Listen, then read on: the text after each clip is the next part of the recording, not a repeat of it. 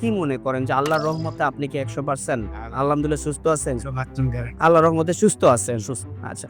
উনি যখন অসুস্থ অবস্থায় ছিলেন তখন উনি কোন কাজকর্মই করতে পারত না, উঠতেও পারত না, বসতেও পারত না। অবস্থায় থাকতে হতো উনার। আল্লাহর রহমতে বর্তমানে উনি সম্পূর্ণরূপে সুস্থ আছে। অ্যাজ এ রিপোর্ট অনুযায়ী শারীরিক এবং মানসিক সব দিক থেকে উনি আলহামদুলিল্লাহ অনেক ভালো আছেন। আসসালামু আলাইকুম ওয়া রাহমাতুল্লাহি ওয়া বারাকাতুহু। আমি doctor Mohammad Aslam, DHMH DHB Dhaka, BHMH অন কোর্স ঢাকা বিশ্ববিদ্যালয়। বর্তমানে বিশ্বনন্দিত ক্যান্সার চিকিৎসক অধ্যক্ষ ডক্টর এস এম সারোয়ার স্যারের চেম্বার গণস্বাস্থ্য হোমিওতে এজ এ ক্যান্সার চিকিৎসক হিসেবে নিয়োজিত আছি। প্রতিনিয়তই আমরা বিভিন্ন ক্যান্সার রোগীদের রিভিউ নিয়ে থাকি। আজকেও তদ্রুপ আপনাদের সামনে আমি একটা ক্যান্সার রোগীর রিভিউ নিতে যাচ্ছি, যিনি কিনা আমাদের এখানে দীর্ঘ 7 মাস চিকিৎসা করে আজকে 8ম মাসে আসছেন। চলুন আমরা সরাসরি রোগীর মুখ থেকে শুনি রোগীর কি প্রবলেম ছিল, রোগীর কি হয়েছে বা কি আসার বিষয়। আসসালামু আলাইকুম। আসসালামু আলাইকুম। ওয়ালাইকুম আসসালাম। ভাইজান কেমন আছেন আপনি? আছি আলহামদুলিল্লাহ। রোগী আপনার কি হয়? আমার বাবা। আপনার বাবা। আপনাদের চিটাগাং এর বাসিন্দা? জি। আচ্ছা, চিটাগাং এর ভাষা আমাদের একটু বুঝতে অনেক সমস্যা হয় বিধায় কথা আপনি বলবেন, এই তো? আচ্ছা ভাইজান, আপনার নাম কি? আমার নাম মিজান। আপনার বাবার নাম? আব্দুল আজিজ।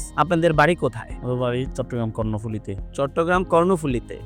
সিকলবাহা আদর্শপাড়া। আদর্শপাড়া হলো গ্রাম? জি। গ্রাম হলো আদর্শপাড়া। নাম কি ইউনিয়ন নাম? সিকলবাহা। সিকলবাহা। এটা কর্ণফুলীতে পড়ছে, চিটাগাং? জি জি। আচ্ছা, চিটাগাং এর ওখানে গিয়ে এই নামে আমরা যদি খোঁজ করি, আপনাদের বাড়ির নাম জানি কি বললেন? আমাদের আব্দুল আলী সিকদারের নতুন বাড়ি। আব্দুল আলী সিকদারের নতুন বাড়ি? জি। আচ্ছা, উনি আপনার বাবা সর্বপ্রথম কি সমস্যা ভাবে আক্রান্ত ছিলেন, কেন আপনারা হসপিটালে গেছিলেন?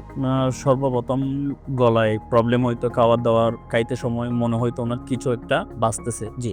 গলার মধ্যে। জি। হঠাৎ রমজান 25 বা 26 রমজানের দিকে এটা ফেটে যায়। কত সালে? এই গত রমজানে। গত রমজানে? জি। আচ্ছা, ফেটে যায় ওটা।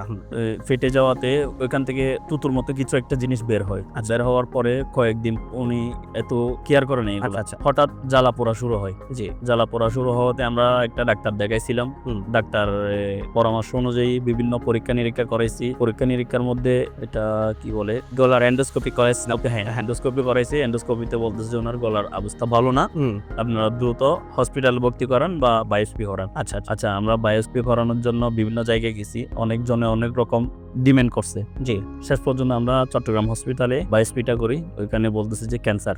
জি। ক্যান্সার ধরা পড়ার পরে বিভিন্ন ডাক্তারের সঙ্গে যোগাযোগ করি। ওনারা বলতেছে যে কেউ বলতেছে থেরাপি দেওয়ার জন্য, কেউ বলতেছে অপারেশন করার জন্য। এখন বাবাকে যখন প্রশ্ন করলাম আপনি কি থেরাপি দিবেন বা অপারেশন করবেন, কোনটা করবেন? উনি বলতেছে আমি অপারেশনও করবো না, থেরাপিও দিব না। আমি যদি বেঁচে থাকি যা কয়দিন এভাবে বেঁচে থাকবো, না হলে মারা গেলে তো চলে গেলাম।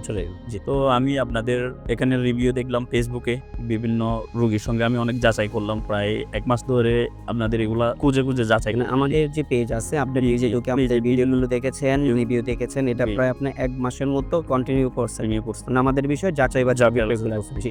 1 মাস পরে আমি খোঁজ নিয়ে নাম্বারে আমি যোগাযোগ করি। তারপর উহি একজন ছিল, ওদের 2 জনের সঙ্গে আমি যোগাযোগ করি। যোগাযোগ করে ওদের থেকে ঠিকানা নিয়ে এখানে আসলাম। এখানে এসে চিকিৎসা শুরু করলাম। আমরা টোটাল কত মাস ব্যয় চিকিৎসা করছি? 5 মাস, 4 মাস শেষ। 5 মাসে যখন আসছি আমাদেরকে পরীক্ষা দেওয়া হয়েছে।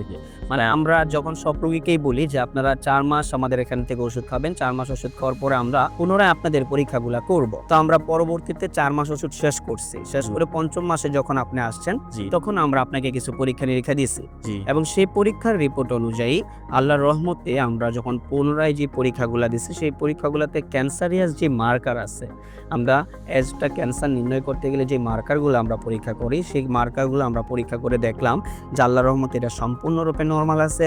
ওনার ব্লাডের কিছু প্রবলেম ছিল, সেটা সম্পূর্ণরূপে আলহামদুলিল্লাহ নরমাল আছে। ওনার প্রস্রাবে কিছু সমস্যা ছিল, সেটাও সম্পূর্ণরূপে নরমাল। এবং সর্বোপরি আমরা একটা আলট্রাসোনোগ্রাম করছিলাম হোল বডি, হোল অ্যাবডোমিনের একটা আলট্রাসোনোগ্রাম করছি, আলহামদুলিল্লাহ সেই রিপোর্টটাও নরমাল। এবং কিডনির যত প্রবলেমগুলো ছিল, যেমন ক্রিয়েটিনিন, এরপরে আপনার এসজিপিটির এই সমস্ত রিপোর্টগুলো কিডনি এবং লিভারের, এটিতে আলহামদুলিল্লাহ উনি সম্পূর্ণরূপে সুস্থ আছে। 4র্থ মাসে ওষুধ শেষ করার পরেই 5ম মাসে উনি সুস্থ আছে। এটা আল্লাহর কাছে হাজার হাজার শুকরিয়া।